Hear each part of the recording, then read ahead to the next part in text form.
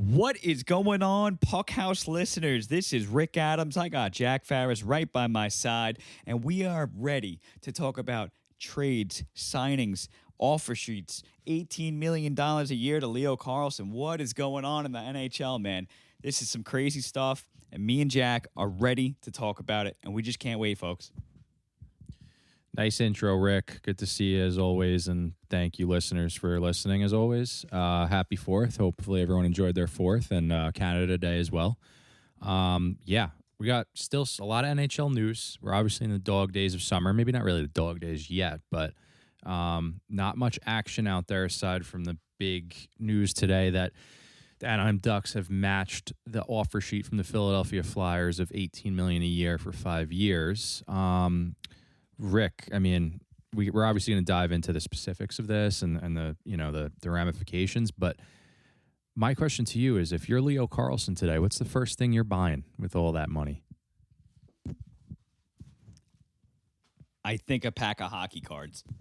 No, Jack, all jokes aside, I don't know. That's too much money to do a lot of things, and I got to focus on this hockey content here. Yeah. But Jack, $18 million a year, totally destroying the market, I'm going to assume, when the cap is going up. And just when the cap's going up, you think, oh, all these teams have all this wiggle room. I think this is going to change the game. Maybe it doesn't. I doubt it, but stay tuned. We're going to find out as years to come. Bedard's going to be looking for an extension soon. You got key players looking for key deals. So let's see how this changes the course of the NHL and the future of it. Yeah, absolutely. I mean, it totally changes the landscape of the NHL with contracts now. I mean, obviously, I see people online comparing it to like McDavid only makes 12 and a half. I don't think you could really compare the two because, McDavid wasn't going to get offer sheeted, and he gave Edmonton a discount to build a good team around him. I think he cares a lot more about winning. He knows he's going to make his money anyway. So it changes everything. I think there's two factors here. I think you have a rising cap, and there's more cap space available to these teams, and that changes for the players, and it's good for the players. But now you're going to see a lot of players that maybe, last year, a couple years ago, were going to get 12 million on the high side. I mean, it's wild. I didn't see that one coming at all. I was looking into it. Apparently, Elliot Friedman was saying that Anaheim, Carlsson and his agent had like a discussion with Anaheim like a couple days before the offer sheet, and said they would take $15 million for 8 years. That's what he heard, and the Anaheim said no, they didn't want to do that. I'm sure if Verbeek could go back in time, he would change his mind on that and lock him up for 8 years at 15. But obviously, he didn't see that offer sheet coming. I think Anaheim was saying prior to all of this, like at the end of the season, they would match any offer sheet that came to Carlsson. Did they think it was going to be $18 million? Maybe not. Because the thing with Leo Carlsson is we know he's really good.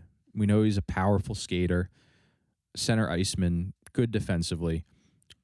He is underrated, and I think he may be the next Barkov, if not better. I think a big part of it is a lot of people on the East Coast that live in Toronto, New York, Boston area, Northeast. Like, we're not watching Leo Carlsson all the time. His games during the season come on at 10:30 at night, so you're not watching him. I think if Leo Carlsson was on Toronto Maple Leafs or the Florida Panthers, New York Rangers, Islanders, whatever, there would be a lot more chatter about him, about how good he is. So Philly, Danny Briere, he takes, it takes some nerve there to take a swing like that offer sheet. It was 4 first-round picks in compensation if Anaheim didn't match, which they did. But, yeah, that's a swing, and you got to give Philly props. I see a lot of people saying, like, Anaheim had to match. There's people that are saying, like, Anaheim shouldn't have matched and just take the picks and try to use those picks as collateral to make another trade or something. It's not that easy. You see it's not that easy. I doubt Anaheim wanted to pay Carlsson $18 million. That screws up their whole cap picture for certain, and they still have Cutter Gauthier to sign too, so that's going to cause some problems too. They had to match it. Leo Carlsson is a bona fide number one center.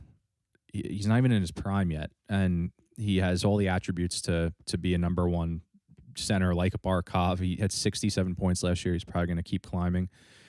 Those guys don't grow on trees, and you're not flipping one of Philly's picks to get a player like him or even close to him, in my opinion. It's not going to happen.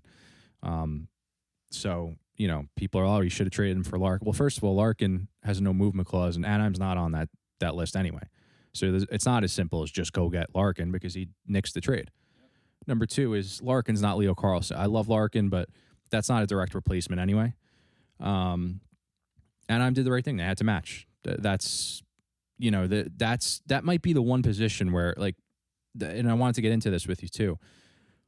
When in recent history did a bona fide number one franchise centerman become available via trade or free agency? These guys get signed by the team. Like, you don't see this often. Last time we've seen it, like Sebastian Aho, who's a great player. When Montreal offer sheeted him, Carolina matched. They thought they were going to get savvy and offer the big bonuses and stuff like that, and that Carolina didn't want to match because they've been known to be kind of frugal.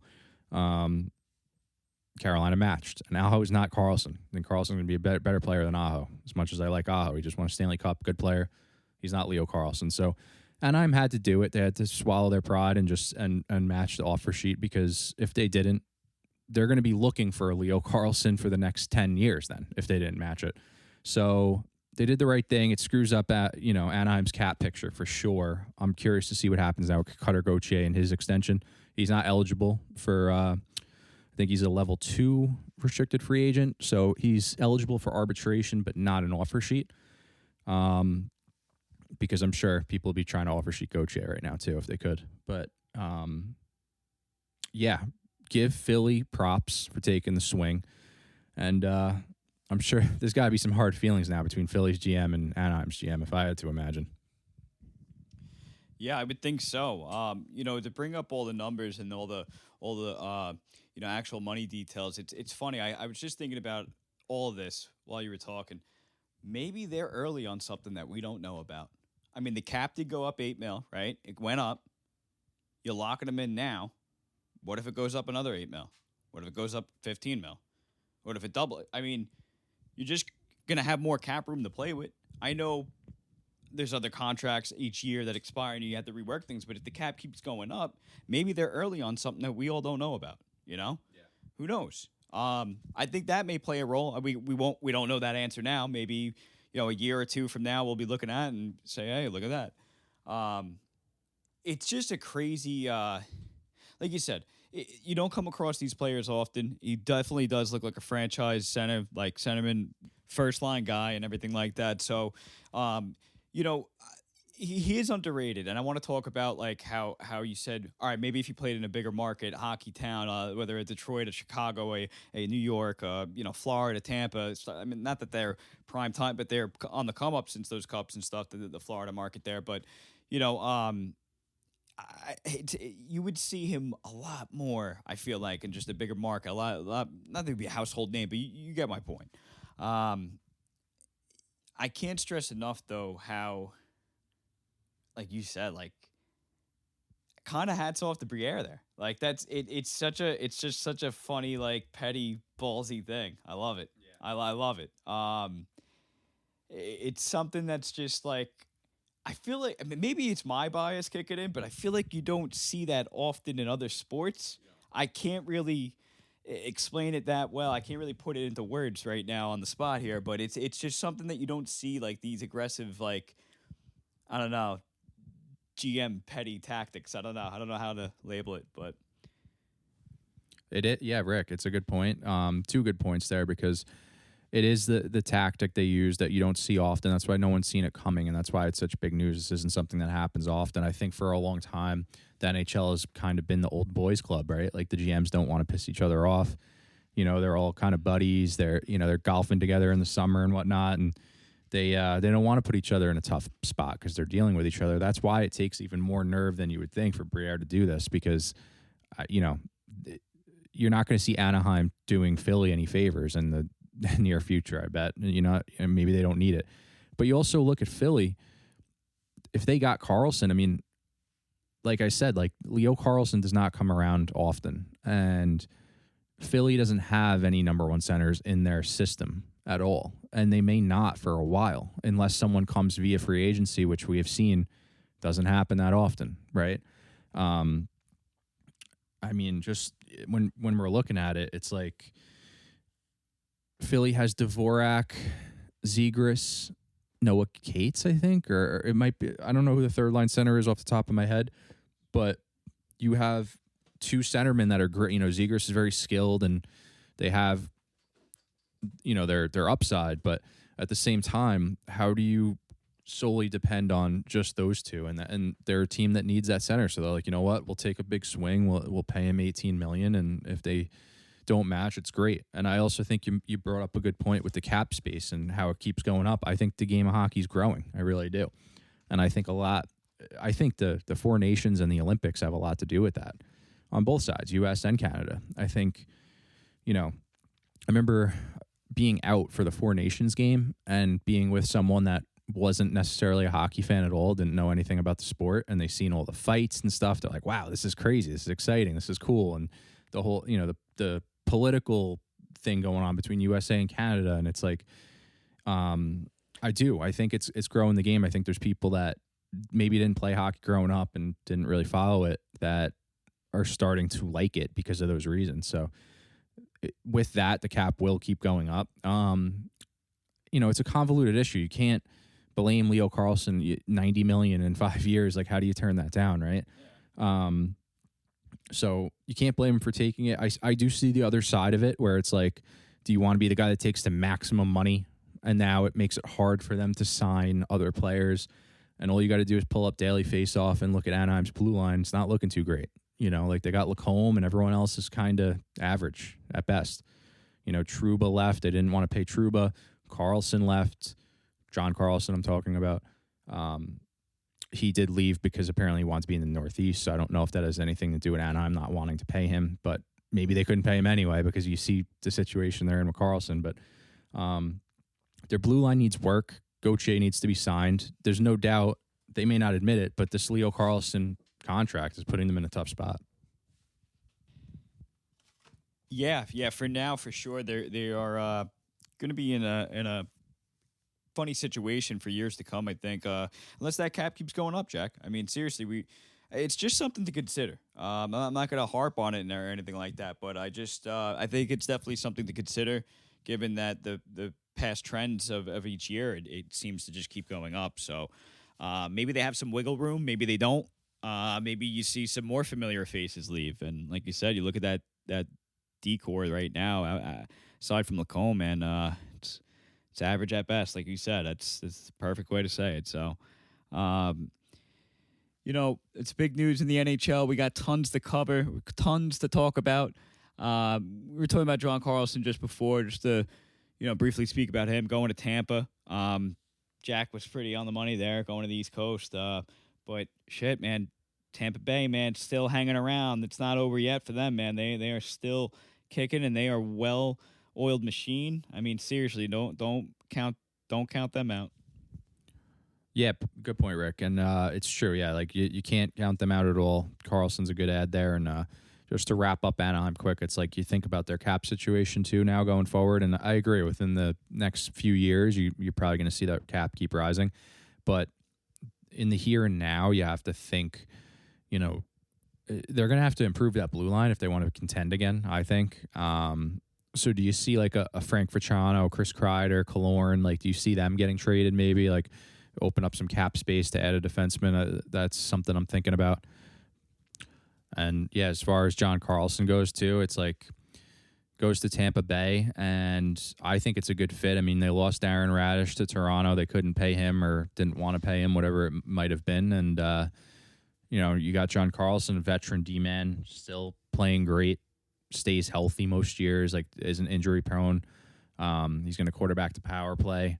Tampa's an interesting one for me because I do think that improves their blue line for sure, replacing him with Radish at almost an even swap, but like Radish is a little bit younger, and you know, he had obviously a lot of chemistry there with Kucherov, and played great on the power play. But I don't know, man. I still think that Tampa when you look at Tampa Bay versus Florida Panthers, like it still doesn't compare in my opinion. I mean, some things could go right for Tampa. I think you could see maybe Point have a better year, and Hagel is a dog. Like that guy plays, he plays the right way. He's, physical and does a little bit of everything. He's like a Swiss Army knife out there. So, I mean, I definitely have Tampa in the playoffs. I like the Carlson ad. I think they're really banking on Vasilevsky to have a good season. They're banking on Kucherov to continue doing what he's doing, where there's no reason to think he wouldn't. And Braden Point bouncing back. But yeah, they have a great team. I do like the John Carlson ad. I just think it's a little risky because he is a bit older, so you're really depending on him to stay healthy and have another good year at his age, which I believe is 36, 37. And there's really it wouldn't be fair to say he wouldn't. He continues every year to have I think he's still a very effective defenseman, and he could, he could still improve that team. But as far as Tampa Bay goes, I actually think their offseason's been a little lackluster, in my opinion. I think if they added Carlson and also another defenseman, maybe, I still think their D-core needs a little work. I mean, you got McDonough, who's still solid, but he's only getting older as well. He was hurt part of last year. Hedman had his issues, and he was out pretty long term. He's only older now. It's an older D-core, and I don't know. In my opinion, I think they'll compete with Florida, but I don't think they're ahead of Florida by any means. No, the Battle of Florida is going to be really unreal. I mean, you nailed it. I mean, you look at who's stronger. You could pull up Daily Face-Off, and it's not, the league. I mean, come on. Look, they're professionals, and any given day, like, it can happen. But, like, seriously, I mean, look at Florida's top nine. I mean, we it's nothing breaking news now. It's like unreal. You look at it. That's going to be a series that's just going to be like not a series, regular season series, and hey, maybe a possible playoff series. You never know. That's going to be insane if that happens. Shit should happen, right? Yeah, it's going to be one hell of a battle down there. Speaking of defensemen, you got Bowen Byram extending with the Chicago Blackhawks already. Jack, break it down for us. Yeah, Bowen Byram. Obviously, I think we covered it last podcast, how he gets traded from the Buffalo Sabres to Chicago Blackhawks. They get Louis Crevier, right-handed shot defenseman, big rangy D-man. They get the 4th overall pick, which they picked Daxton Rudolph. A lot of people, this has like been a polarizing trade for a lot, like Blackhawks and Sabres fans, I think. A lot of people are saying that the Sabres won the trade. I can't disagree with that. I just think positionally, when you look at the Buffalo Sabres, like you have Dahlin, you have Power. They traded for Olen Zellweger from Anaheim, which that ties into our at the top of the pod when we talked about Anaheim. I mean, another young defenseman they had to give up on because they didn't want to pay him. Buffalo only paid him like $3 million, but he's sort of the Byram replacement. I don't think he's going to be the same as Bowen Byram, but he's a very great skater. He, great power play guy. Very smart puck mover. So, and he's young. So, I think Buffalo did great, but conceptually, I do think Chicago. Why they did this, it makes sense. How long can you rebuild for nowadays, right? Like they're the Chicago Blackhawks, right? They're not the Seattle Kraken. Like, no disrespect to Seattle, but Chicago has to take a step. They have Connor Bedard, a franchise centerman. If you want to keep him happy, you got to start making some steps, right? Like you got to get close to the playoffs or into the playoffs. You can't just keep being a bottom feeder in the NHL. So they take a swing for Byram. That's where they needed the help, was on D. It's a big contract, Rick. It's $12.5 million for 6 years. It's a whopper. It's a lot of money for Byram. But I think they're looking at this like, is Byram going to be their Duncan Keith of the old days? Is he the new age Duncan Keith? Very good skater, puck mover, big shot from the point, good defensively, just all around really good. I was surprised by the cap hit. 12.5 is a lot for him. I do like Byram, but that's a lot. We spoke about it in the last pod. I mean, he's been in the shadows of Cale Makar when he was in Colorado and won a cup with them. He was in the shadows of Rasmus Dahlin with Buffalo. I think this is more of an ego move where he thinks he can be a number one guy, and Chicago believes he can be as well. and he may very well be. Give him more minutes, he may turn into an even better player. So they're taking, they're rolling the dice on I don't want to say rolling the dice because we know he's a good player. The cap hit is a lot, but I think it's going to really improve the Chicago Blackhawks. There's no doubt about it. That's going to improve their back end. He's automatically going to quarterback the power play. This could be a move that literally gets them into the playoffs, maybe, or at least closer. So I like it for both sides. I think this is one of those weird deals where both teams made out and should be happy, and time will tell with Byram. But we'll see what happens. I mean, we obviously, as we're talking about Chicago, we talk about like the fact that Connor Bedard was hurt too. That we just got that news. Was it yesterday? I think. But Bedard's out for 4 months, I believe. But if you count the summer, I mean, maybe he'll be back November, Thanksgiving time, something like that. But yeah, I mean, Chicago needs to take a step here. You have some young players you've been building for a while. You have to improve the team at some point, and they thought that was the way to do it, Byram. And he was the best defenseman available to trade for, that's for sure, and in free agency. So it was going to cost to do that. Yeah, no, Jack. Look, I'm a fan of Bowen Byram here. I mean, I liked when he was on Colorado, won the Cup, and now he goes over to went to the Sabres, and now he's on Chicago. Man, I mean, look, I'm rooting for him as a fan and watching his game develop as years go on. I can't stress enough.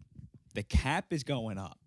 Like, people are freaking out about these deals and stuff, and it's like the cap is going up, and man, these are professionals, right? They all dedicated their lives to this, so I think they deserve every dollar. And not to go all over the place with the Leo Carlsson, I wanted to touch on this too. It's like the least paid sport, right? Comparing all these other sports, right? Real quick, the least paying sports. So I like to see these guys getting their dollars, honestly. But anyway, yeah, for Chicago, man. I mean, look, Bedard being hurt, it definitely takes a hit here, obviously, of course, and man, I feel bad for him almost at this point. Like, that's a shitty way to go down, during practice and stuff. Looked like he lost an edge, just went shoulder in the boards or whatever. Yeah, it's best wishes to him. Hope he's speedy recovery, right? But look, let's see what they could do without him, just for shits and giggles, right? I mean, shit, let their other guys develop and blossom for a little bit, and come November, maybe he's hanging out and skating on the rink. Yeah, and I think it said 4 months, and we're in July, so obviously, he'll probably miss about 2 months of the regular season. So hopefully they could, they could weather the storm until then, hopefully, and we'll see what happens. I'm excited to see what Chicago could do, but some of their younger players will have to take a step here, and it's done by committee, and that's their time to shine. So, Rick, I think when we're on the topic of defensemen, I know you want to get into. We had a few. I mean, we had Trouba leave Anaheim and go to San Jose. Big money, $8,250,000, I think, for 4 years. That's a guy that Anaheim probably should have tried to keep, but we know why he didn't stay. It's because of the whole Carlsson drama. They've seen that coming, so give Anaheim credit for that, because maybe they wouldn't have had the cap space to match if they signed Trouba.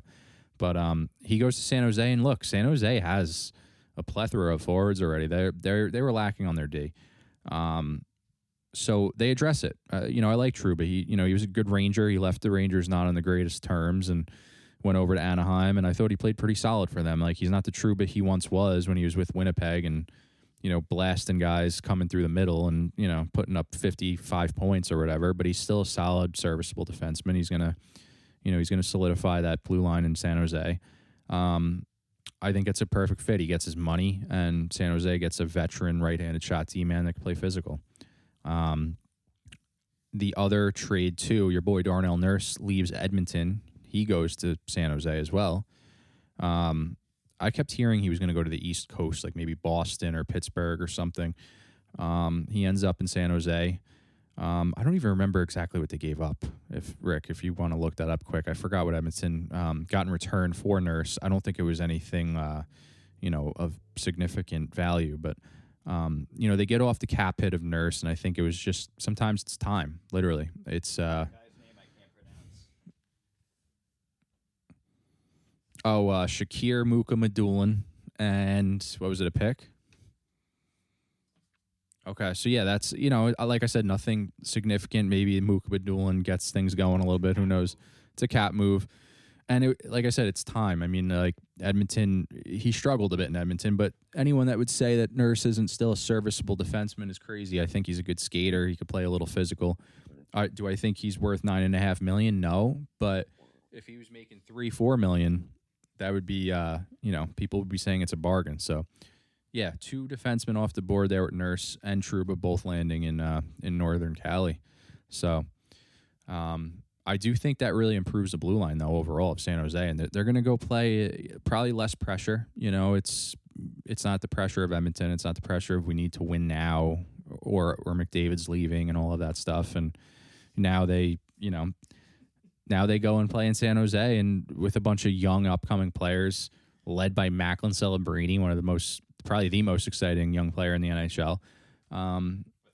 So I'm excited to see that, Rick. And we're going to see what happens with that. And that's a good move for San Jose as well.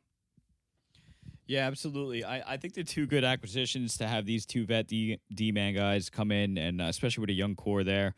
And, again, I'm just going to keep repeating it. The cap's going up. So, like, the cap keeps going up. The salaries with these guys really don't look that bad. And then guess what? What if they reinvigorate their game and then make the playoffs? You know what I mean? Then everybody shuts up, right? So, I love all the tweets. Oh my God, Darnell Nurse this, and then Trouba that, and like, and I'm not even a huge Trouba fan or anything, but it's just like, come on, 2 vet D-mans could use a change of scenery. Going to a young core led by Celebrini, like you said. I mean, it's just again, Mike Greer, man. Mike Greer cooking in San Jose. They're going to be fun to watch. They're going to be really fun to watch. So be on the lookout for them. Yeah, but that move right there for Edmonton to get Darnell Nurse off the books there really freed up some room. And here we are with Freddie Anderson, Stanley Cup winner with the Hurricanes, going to Edmonton. A move I did not expect. I did not think on my radar. I know everything's a business at the end of the day, but hey, look, maybe they can really figure out the goaltending situation with Freddie Anderson. I think they got Devon Levy. Butchering names, folks. That's what Rick Adams does. Yeah. But yes, so it's we know they're fun to watch, but now with an actual goalie, see what happens. Get Babcock a goalie and see what happens, right? Yeah. That's going to be something to watch. And Jack, what do you got on this? Yeah, good point, Rick. It's you think about Freddie Anderson, like part of me's like, wow, the guy just won a cup with Carolina. He's been in Carolina a long time, right? I don't know the specifics if Carolina offered him a contract or not, or maybe they lowballed him for all we know. But it is interesting because, listen, that's what Edmonton needs. They need like a reliable goaltender they could rely on. That's consistent. That's not good for 4 games and then bad for 7. Like they need and this guy just won a cup. Kudos to Freddie Anderson though, because I can't imagine it's easy to. He's been living in Carolina for a while in the United States, and now he's going all the way to Edmonton. To me, it just screams like he's just chasing another cup. Like he's a competitor. He just wants to win. Because I'm sure he probably could have sorted out a deal with Carolina if he really wanted to stay there. I'm sure he could have went somewhere else. Not too far from Carolina, but maybe he thinks like he could be the piece that gets them over the hump in Edmonton, and that would be something to see. And the other part of it, too, that I'm thinking about, Freddie Anderson was originally a Maple Leaf. And I'm pretty sure he played for Mike Babcock when Babcock was the coach of the Leafs. So maybe he has familiarity with Babcock. Babcock knows him. He knows Babcock. So there's, the comfortability factor there. So it'll be interesting to see. Edmonton's definitely, they might be the most interesting team for me to see what happens with them, to see if they really, are just, out of the gates, just doing great and really cooking and just everything's the chemistry is there for all of them, or is it, are things going to go haywire there with Babcock and the decor is not great. I don't know. Edmonton's a very interesting team for me. I think it could go either way, but making that connection to Anderson and Toronto and Babcock, I think it does make a little more sense when you think of it that way. But hopefully if he could replicate, the way he played in Carolina, even though Bussy is the guy that sort of won them the cup in a sense. I mean, Anderson he played a lot in the playoffs. He played a lot down the stretch, and he played great. Yeah, so he's a legitimate goaltender, and yeah, that's a solid move for Edmonton. And like I said, it's going to be real interesting to watch, and we'll see. So Edmonton fans, I'd be excited about that if I was an Edmonton fan for sure. And kudos for Anderson for chasing another cup. And yeah, Rick, I mean, there's like so many signings to talk about, so it's just like I don't know where you want to go next, but I mean, you want to go into Ovi going back to Washington. Not to be all over the place here, but that news comes at like there's so much like, oh, he's going to retire.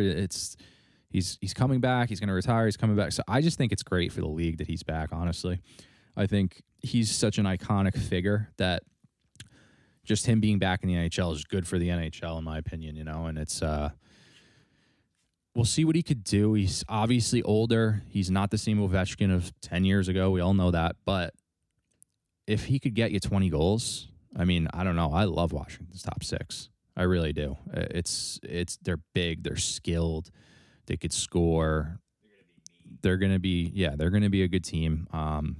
But I like Ovi coming back. I think it's cool, and we'll see. Maybe this is his last year, and he sees what they did in the offseason. Is like, you know what? Maybe we have a chance to win a cup. Maybe we have a chance to take a run, and he wants to be part of it.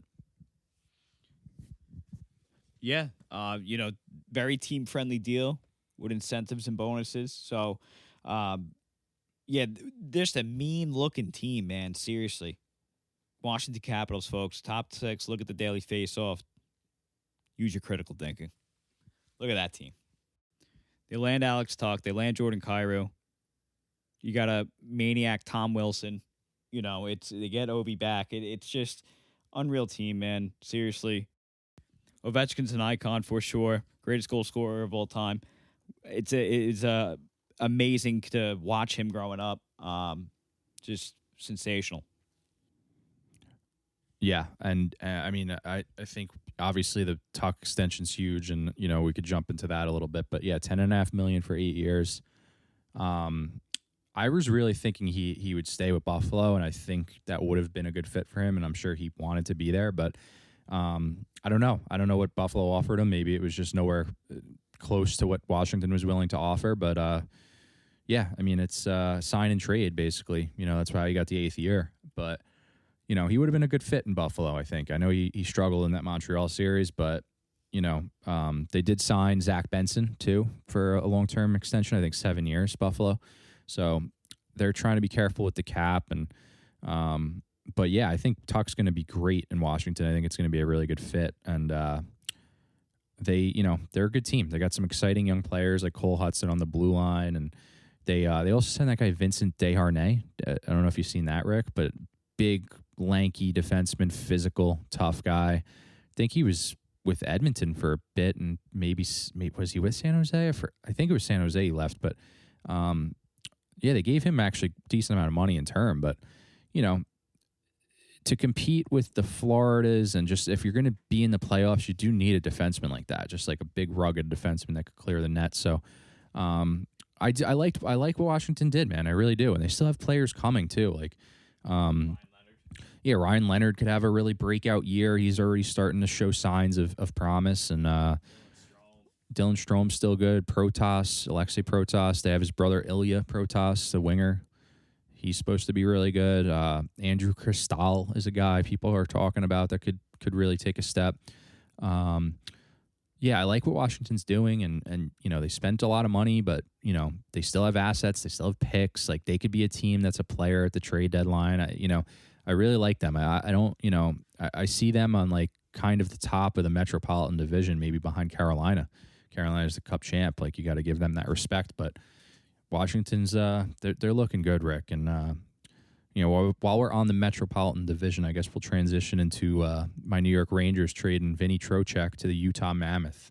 Wasn't expecting this. I really was expecting him to land in Minnesota, honestly. I think he would have been a really good fit there, and that's where he was going to go at the trade deadline. But apparently, Drury was trying to get more for him. I don't know what Minnesota offered, but I don't know. At first, I was like, this is a terrible trade. Like, why? First of all, The thing with Trocheck that I thought about was like, you go out and get Dorofeev and you make these other smaller moves, and you got Shesterkin still, who's one of the best goalies in the league, top 3, I think, and why trade Trocheck? I feel like that's a player to keep if you want to compete, if you want to make the playoffs next year. Like, why get rid of him? It doesn't really make a lot of sense. I just think maybe, feelings were soured on both sides. Like, Drury kept talking about trading him, and maybe Trocheck was like, all right, like, it's time for me to move on. I don't know. He was on a good contract. It's not really, the Rangers aren't a cap team. I don't think they were in cap trouble. Everyone was signed. I don't know. It doesn't make a lot of sense to me. But I wasn't expecting him to go to the West Coast. I was expecting like Minnesota, or I've heard Carolina was interested. So I don't know. I like Trocheck. I like his game. I thought he was a good Ranger. Would have rather seen him stay a Ranger instead of this return, but the return was basically Cole Beaudoin, one of Utah's top prospects. I don't really know a lot about him, if I'm being honest. Some people are saying he's a good prospect. Then they get Sean Dursey, the right-hand shot D-man. Good skater, good puck mover. He was with LA at first. I think he was originally with Toronto. Got traded to LA. He spent some time in LA. Then he was with Utah. Yeah, I mean, he's kind of tough too. I mean, it will probably improve the Rangers' blue line a bit, but I still think like Trocheck, if you're a playoff team, like why wouldn't you want Trocheck on a good contract? Doesn't make a ton of sense to me. But I don't know. Who knows what's happening behind the scenes?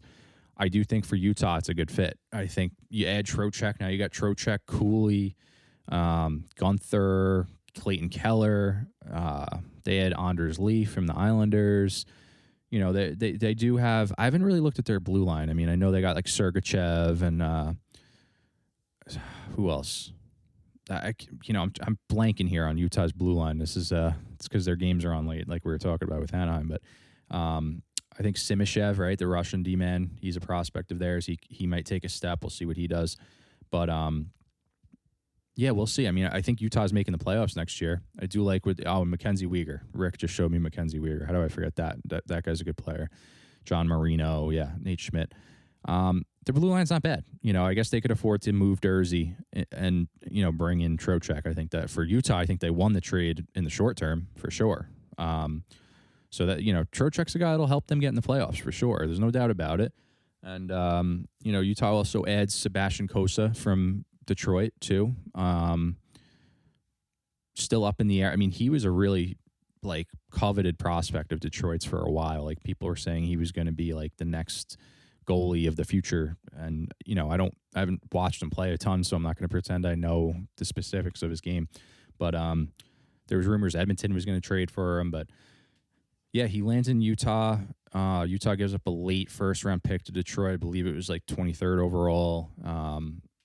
For me, it's like Detroit is building and like that they want to build through the draft, but then you move Cossa for a late first-round pick. Like to me, I don't know. They're in such a weird spot, Detroit. But you never know, man. Like Cossa could turn into a stud goalie, and that's a small price to pay if that's the case. And maybe give Vemelka a little bit of breathing room there so he doesn't have to play as many games too if Cossa could prove himself a bit. So I like what Utah's doing. I really do. I think they're a new team, obviously, that looks at the way the Vegas Golden Knights do things, and that owner is very wealthy and he's very aggressive. He wants to win. He's not dipping his toe in the water. Like he wants to be a contender. And they're being smart about it though. I mean, they still have a lot of young prospects in their system. T. Ginla, I'm blanking now. I know Ginla, but like all these guys like Cooley and Gunther, like these guys are still young. Like they haven't even entered their prime yet, and they're locked into contracts as well, like good contracts. So I really like what Utah's doing. Didn't want to see Trocheck move from the Rangers, but things happen, and we'll see what happens with the Rangers. Maybe Dursey turns into a better D-man than I'm thinking. Yeah, Jack, I mean, we last left off saying, like, I don't think you move Trocheck when you get a guy like Dorofeev, and, why would you? All this stuff. You're trying to compete. They were at that weird stage where you don't want to tear it down, but they were good, and now they acquired Dorofeev, and then they moved on from Trocheck. It was a head-scratcher for me. I mean, again, we acquire that caliber of a player. Why would you do this? But I guess they said, "Hey, our time is up." And apparently Drury liked that package enough to accept it. Again, I don't know much about Cole Boydeen, if I'm pronouncing that right. Hats off to him playing in Showtime now, right? In Broadway. So maybe he gets the call up. I think he'll start probably in the Wolfpack. Who knows? But yeah, Dersey. Me personally, I'm probably going to be biased. I like Dersey. Not that I watched him play my whole life or anything like that, but when I would watch him, he does look like a really solid power play puck mover.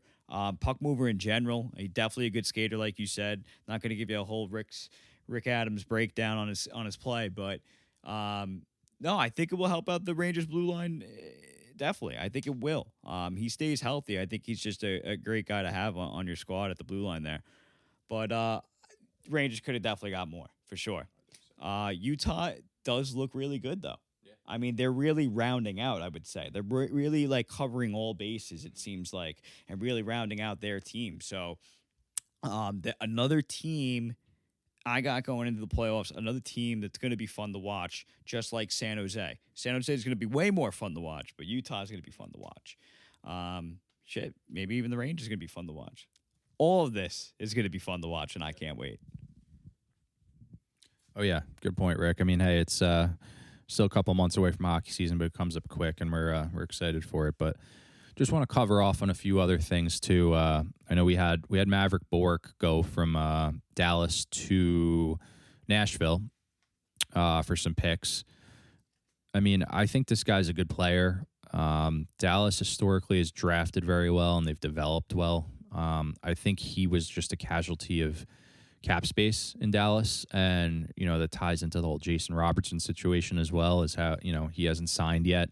He's entering arbitration. Are they going to trade him, or are they going to sign him? He wants to be with Dallas, but he wants too much money, and he doesn't want to go to Seattle, who would pay him a lot of money. So we don't know what's going on. For all we know, he could be traded to the Pittsburgh Penguins next week, or maybe he signs with Dallas, or it's an interesting thing. Bourque, you talk about Nashville. Like, I like what Nashville did. They already added Ross Colt and Jack Drury, Maverick Bourque. Now they're really rounding out that bottom six. I think Bourque could be a guy that could even play on the second line too, second line center maybe if he keeps improving. He's still young. He's like 24 years old, but he had a solid year with Dallas. They signed him, I think it was $5.5 million, Rick, for 6 years, I believe, something around there. That's like the going rate for a player of his ilk now. And I mean, Nashville is another team that I really am interested in too, because like if you look from the net out, like Saros is still a good goalie. If he has a bounce back year, you got Roman Josi. If he has a bounce back year and stays healthy, still you got some depth on the blue line. I think Brady Shea, Nick Hague, and like, can O'Reilly have another good season? Can Stamkos replicate what he did last season and score even if 30 goals, 25 goals or something? And Philip Forsberg had an off year. Could he turn it up? Like, now you're adding all these like depth pieces and these role players around them. Like, I could see Nashville making the playoffs. I really could. I'm not saying I'd pick them to win the cup, but I think they could take a step. I think they have enough veteran presence, enough young players in their system. I don't know a ton about their prospects. I know that Joakim Kemmel from Finland, he's a solid prospect. He's a sniper. Like, we'll see what he can do if he could take a step with Nashville this year. But Rick, I mean, listen, we got obviously a lot of trades and signings this past 2 weeks. You had Borkstrand go to my Rangers too. I should have brought that up with the Trocheck thing, but he comes from Tampa to New York.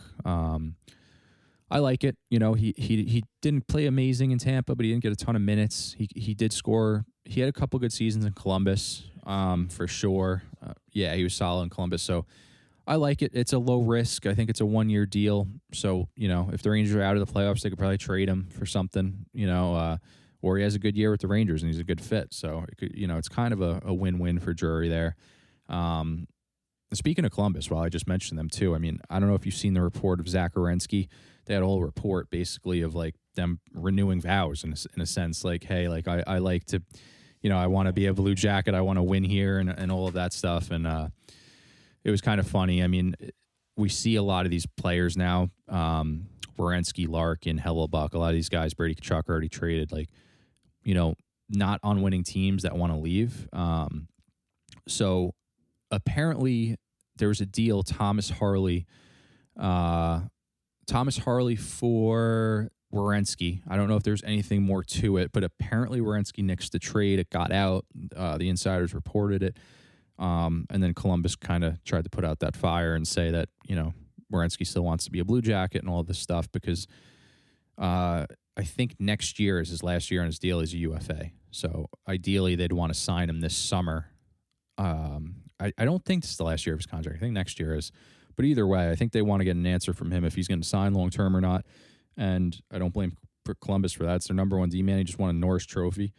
He's still in his prime. The Werenski side of it, though, too, is like I'm sure he wants to see, like, hey, is this team going in the right direction? Do I have a possibility of winning here in Columbus? And quite frankly, they haven't really proven that to him. I think they're getting close, but they keep missing the playoffs. They haven't made the playoffs since they beat Tampa in the first round. John Tortorella was the coach. I think we brought that up last podcast. So it'll be interesting. You almost feel bad for Columbus. At least I do. It's like from all, I haven't spent much time in Ohio, but I've heard Columbus is a nice place to live. Like the affordability of it, it's safe. You get a huge house with a big piece of property over there. Apparently it's a nice place to live. They're passionate about sports there. They always have been. So it's not like they don't have the fan base. It's just that they can't seem to take that step. Like it's funny. The late great Johnny Gaudreau is the last big free agent that wanted to sign with Columbus. There's a lot of back and forth. Like, did he might have wanted to go to Philly because he's from there. And he ended up signing in Columbus, which was huge for Columbus. You get a superstar like him. And but historically, a lot of players left there. Rick Nash, Panarin, Bobrovsky, like guys leave there and they just, for whatever reason, free agents don't want to go there. And I think a lot of guys don't want to be traded there. It's not like anyone's top choice. And I don't think it's like a bad place. I think it's more so that they don't have a winning culture and they haven't for a while. And like we said, you see these other players around the league that win. You see the Vegas, the Carolina now is in that conversation. The Florida Panthers are definitely in that conversation. So these teams, these players that have equity in the league, they want to go to a situation that's conducive to them, for them to win, a nice place to live, but also just, they have a chance to win. And if they don't think it's Columbus, they're going to want out, and when you're a third line role player, you don't have that say, but you're Zach Werenski, or, the top defenseman in the league, just won a Norris Trophy, just won a gold medal. Hey, like he has that equity. So it'll be interesting to see. It'd be kind of, I almost wish like they take a step next year, Columbus, and they make the playoffs and Werenski stays. I feel like that'd be a good story for hockey and just for Columbus in general. But I have a feeling Columbus does make the playoffs next year. I do. I don't love their team, but I don't think they're a bad team. I think they have some pieces. I think Fantilli could take a big step this year. He's due to take a big step. I think he has to. Marchenko, if he has another good year, I mean, a lot of things do have to, like Kent Johnson, maybe a lot of things have to go right in a sense. Like Jet Greaves, the goalie, if he continues to get better. So we'll see. And also Columbus has assets. They could make a trade at the deadline. They could add if they wanted to. But I think they have to make themselves a destination by becoming a good culture, a good team, and making the playoffs. That's where it starts. So that's my Columbus rant. Rick, you have anything to add? No, they're going to be a sneaky team. They're right on that cusp of entering a playoff berth here, and maybe it all comes together for them this year. Maybe a lot of guys step up. Just pulled up their daily face-off, and guys like Cole Sillinger, Ken Johnson, maybe Fantilli has a unreal year. You don't know. We got to stay tuned. We got to see how it all unravels.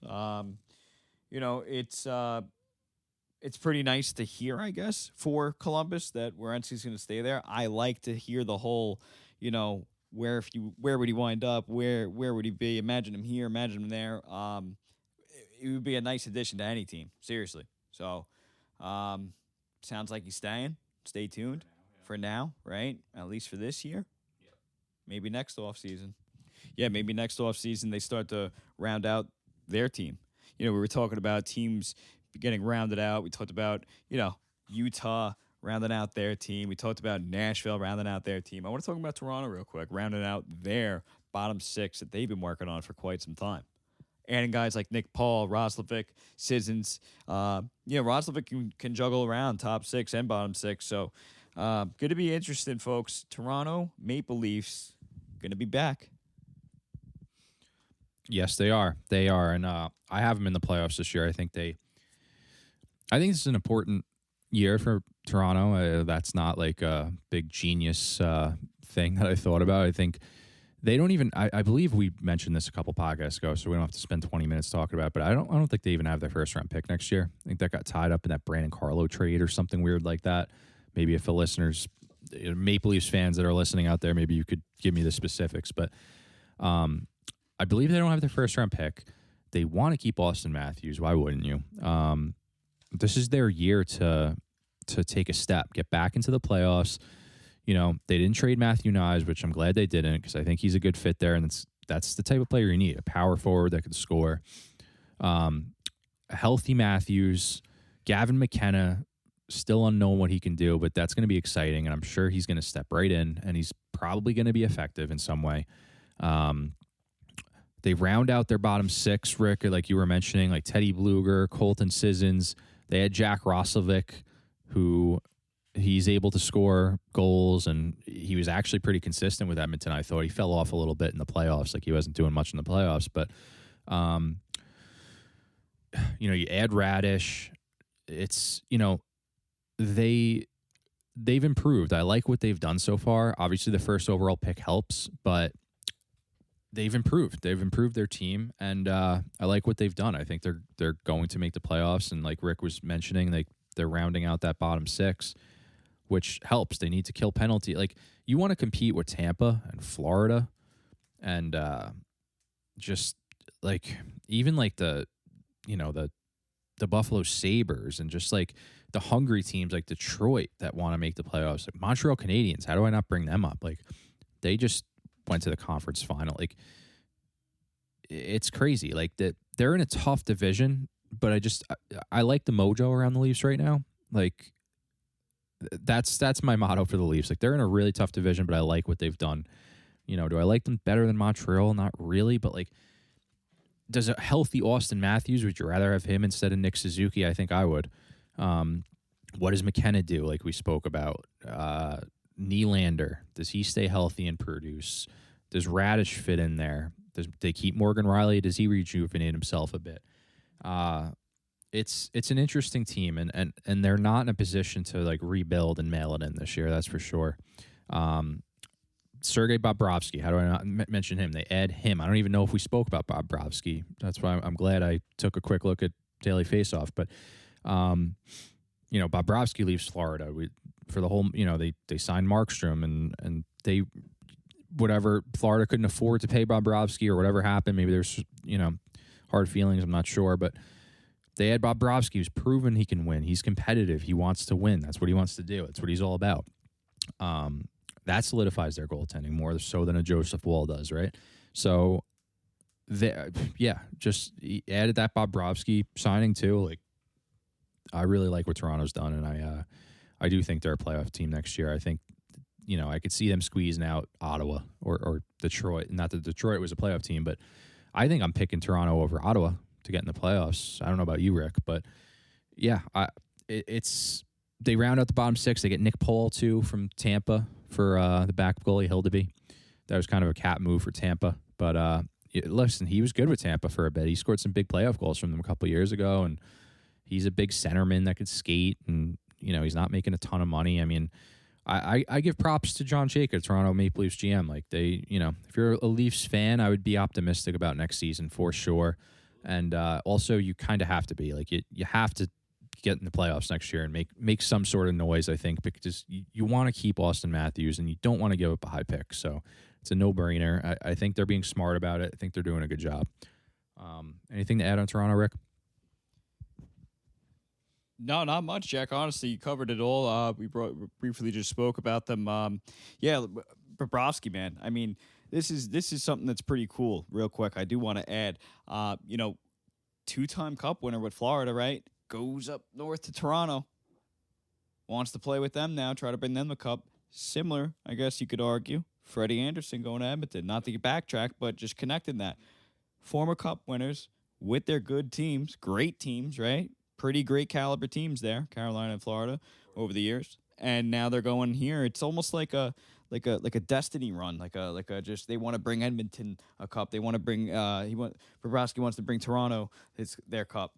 It's gonna be all fun to see how it all unravels and fun to watch and stay tuned. But Jack wants to talk about the Demidov extension with the Montreal Canadiens. Yeah, I think we'd be remiss to not bring that up. And I think when you see all of this big money getting thrown around for these young players, like I'm not comparing Leo Carlsson to Ivan Demidov, two different players, obviously.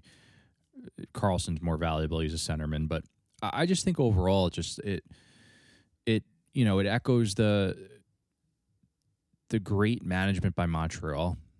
I think just to get business done. There's no Demidov offer sheet. There's no Lane Hudson offer sheet because they got that business done with. They built a culture there. They drafted the right players, developed the players the right way, made smart trades, smart contracts. I mean, Lane Hudson's on a good contract. Cole Caulfield's on a good contract. Suzuki. Noah Dobson's contract's not bad. You signed Demidov now for I think a little over $9 million for 8 years. It's great. I mean, I think he's only going to get better and better. A little inconsistent last year, but he's skilled, man. He's going to be a damn good player. And yeah, I just had to bring that up because I am impressed with what Montreal did. And you talk about the Toronto Maple Leafs, you got to think about Montreal, and it's those are two teams that are going to go head to head, I think. And just like we said, Slavkovsky, another guy, good contract. He's only improving. Everyone I think they could use another centerman maybe, between you got Evans and Deneau. So, I'm not saying that they can't add anything. They should try to add another centerman maybe. That was a guy they're throwing Trocheck's name around for Montreal, which would have been a great fit, but I don't know if he didn't want to go to Montreal, but yeah, their top six is great. Their decor is pretty good. Matheson, Lane Hudson, Cooley, Dobson. Does Dobesh, does he continue to play solid? Does Jacob Fowler take a step? He's a highly touted goalie prospect. I just like what they did with that extension. I think that was what if Demidov scores 40 goals and 90 points next year, and the year after that he's making $9 million for the next 8 instead of getting offer sheeted or having to pay him $15 million. I think it was a good bit of business there by Montreal. Absolutely, and you saw what they did what Ivan Demidov did in the playoffs, and the Canadiens did in the playoffs. I mean, why wouldn't you, right? I mean, seriously, proved himself worthy, and hey, you hitting the nail with the hammer on it right now, right then and there. I don't know. Why not, right? It's well deserved. Hats off to him. Another team that's going to be all fun to watch, folks, and I can't wait. But there's a certain thing I want to talk about. This could be our what's the fucking deal, buddy. What's going on with Mantha and Kane? I mean, I would think that the Pittsburgh Penguins would re-sign Mantha. Just solid. I mean, they have the cap room. I mean, who else is out there? You want to compete. You were in the playoffs. Just why not? And then Patty Kane, I mean, I'm thinking he would sign with Buffalo. We talked about it previously on the other pod. I just I didn't think that it would be this much of a delay. I know it's only been 9 days, 10 days when you listen to this after free agency, but I don't know. I just think why delay it? Hey, I guess they're in no rush, but who knows? Maybe nobody's calling. Doubt it. Yeah, good point, Rick. Yeah, Mantha, Kane. Mantha's interesting because, like you said, I mean, Pittsburgh has the cap space. I don't know what he's asking for. He had 64 points last year at Pittsburgh, 33 goals. He was a really good fit there. The only thing I could think of is maybe he's asking for like a lot of money, a lot of term, and Pittsburgh didn't want to go down that road because they're in a weird spot. I don't know the right verbiage, but I think they're competitive, and you have Crosby that you can never count out. But we spoke about Pittsburgh on the last pod. Like, a lot of things have to go Pittsburgh's way in order for them to get back into the playoffs and make noise in the playoffs, because Philly beat them, and they, I don't want to say easily, but they, Philly beat them. And I don't know, man. I'm not so sure about Pittsburgh, honestly. Like, I never count out Sidney Crosby at your own peril, and they have some good young guys for sure. They signed Andrei Kuzmenko. That could be a good fit. Who knows? Maybe he's got chemistry with Malkin. But yeah, I don't know why they wouldn't sign Manta. And you know what? Maybe Manta gets a reality check that no one's offering him the money that he wants. And he says, hey, Pittsburgh was a good place to live, and I was a good fit there. And, he knows he could go back there and play well. Maybe he signs a 1-year deal and bets on himself for $5 million or something. Or maybe Pittsburgh, offers him a deal like lesser than what he wanted. I just think if there was a team out there that really wanted Manta, he'd be signed already for what he wants. So I don't know what the holdup is. Like, I'm sure there's interest, just not what Manta's holding out for more money, which I don't blame him, but maybe it's just not out there for him. Maybe it's, I don't want to call him a flash in the pan, but maybe he just took a really good fit in Pittsburgh, had a good year, and now he's asking for $7 million for a few years, and teams are like, nah, I don't want to do that. I don't know. Yeah.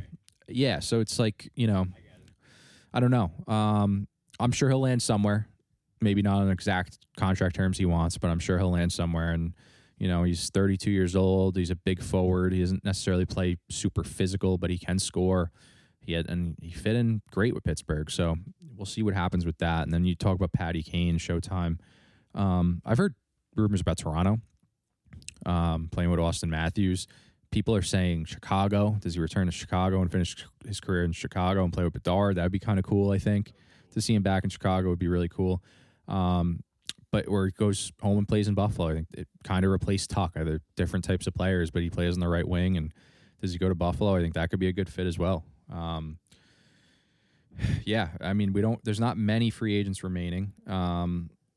Like, you have Mantha and Kane are the big ones, really. Vladimir Tarasenko actually played pretty well with Minnesota last year. He's still available. Michael Bunting, James Van Riemsdyk. Giroux signed with Ottawa. He ended up re-signing with Ottawa, so I guess he's comfortable there. And Kachuk leaves. They need some leadership, right? So, yeah, Rick. I mean, I don't know what else you want to get into here. I think we covered what I want to ask you, what you think.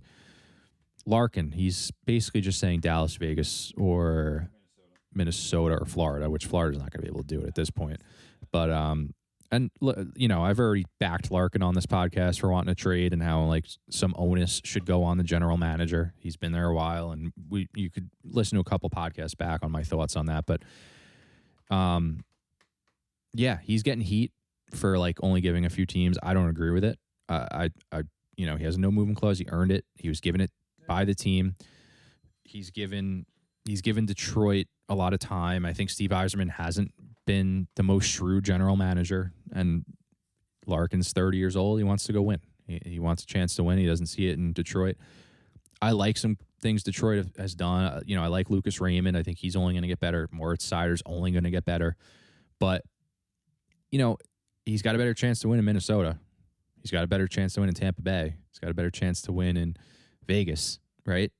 But those teams probably don't have what Steve Yzerman wants. So it's going to be futures based. Those teams aren't going to make their team worse to bring in Larkin. So, I don't know. That it's really, we don't have real insight. I'm not on the phone with Steve Yzerman or Larkin, so we don't know. But I don't know. Do you think anything of this, or is this kind of just wait and see?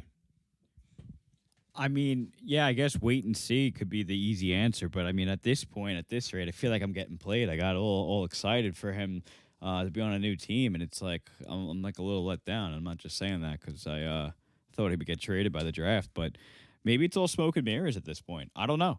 I don't know what to expect. It's been like 10 days after free agency, since just since July 1st. I mean, free agency still going on, of course, but it's I thought by the draft he'd get moved, right? For like first round, maybe whatever, before the first pick or whatever. That was Rick's picks that was wrong. And then I really thought that maybe, all right, once you enter the free agency, he'll get moved. But no. So maybe he starts to open up more teams. Maybe he kind of, like, similar to Mantha, like, he kind of realizes, like, all right, maybe, not many deals can be worked out with my list of teams. Let me just open it up a little bit more. You brought up, I think, a couple last pod, or maybe the second to last one, Columbus. Maybe I actually like that. Columbus needs to get aggressive, get a guy. They kind of have like a guy. Like, I think there was a prospect, Caden Lindstrom, they could trade. A big prospect coming off an injury, but a couple picks they could set. I don't know. Maybe that's a dark horse team. Maybe it's not too far from Detroit. Maybe I don't know. Maybe he can help elevate you. Not to cherry pick off Jack's predictions, but if he opens up more teams, maybe that happens. If he opens up more teams, I don't know, man. Who does he open up to? Nashville? Maybe helps out Nashville. Maybe he goes. I mean, maybe not Utah, but geez, I don't know. I really don't know. If he starts opening up more teams, I'm not sure. Yeah, I guess he could. I mean, honestly, we just spoke about a good fit where I don't think it'll happen because he probably doesn't want to go to Canada, and that's not me throwing dirt on Canada, but Montreal would be a good fit. They could use another center. He could skate. He's good. We know about Larkin's game already, but he would fit right in Montreal. I think that'd be an amazing fit, and they probably have the assets to do it. I just don't know if does he want to go to Canada? I don't know his family situation. Like, this guy, he might have kids and school and whatever. So I'm not sure about all that, but Columbus was my dark horse pick like about a month ago. It's not on his list because he probably doesn't think Columbus is ready to win either, and he's good friends with Zach Werenski. But who knows? Maybe Werenski talks to him and says, hey, maybe I'll sign here, and maybe they work something out. I like the Nashville fit. I just don't know what Nashville gives up. Could you see maybe like Ryan O'Reilly and a pick going the other way and a prospect maybe? That might help Detroit, and that could be helps Detroit now and later. And I'm sure Larkin would like Nashville. It's a good spot to be, and they're a good team. I don't think they're ready to win the cup, but they're a good team. Like, ideally, he probably wants to go to Florida and play with the Kachucks, but they're not going to have the cap space or assets to do that. They're just not at this point, I don't think, unless their GM just really, does a magician trick here. But, yeah, I don't know, Rick. There's teams that could fit. It's just, the one thing people are throwing around, that people that are like anti-Larkin and pro-team are like, well, Eisman doesn't get what he wants. You should just make him come back or sit him out, which Eisman might be playing hardball now because it's easy to say. You want to strip your captain of the sea and bring him in to you don't think that's a distraction? I'm sure Larkin's a professional. I'm sure he would go play and play hard, but you don't think that's awkward and makes the locker room awkward and weird, and it's just not like a good team culture thing to do, and Eisman knows that. He's not dumb. I don't think he'll do that. I think he's going to move him. He's holding out hope he gets more than what is being offered to him, and he's trying to play hardball, but I can't see that. I can't see him bringing Larkin back after the trade request like that. I really can't. I'm on the side of it'll probably end up going more Larkin's way, and maybe he gets traded to Vegas for like Thomas Hurdle and a pick or something, and Detroit might not be fully happy with the return, but they just move on and they get rid of Larkin. They start with their club fresh in September, and maybe you win a different trade down the line. You're not going to win every trade, and it is what it is.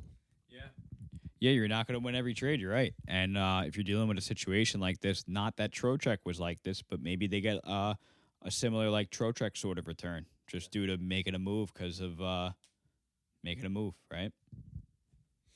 Yeah. Hey, I'm sure Utah was interested in Larkin, but maybe Larkin didn't want to go there, I'm sure maybe they offered Beaudoin, Dursey, Hayton, a pick, another prospect. You never know what they offered.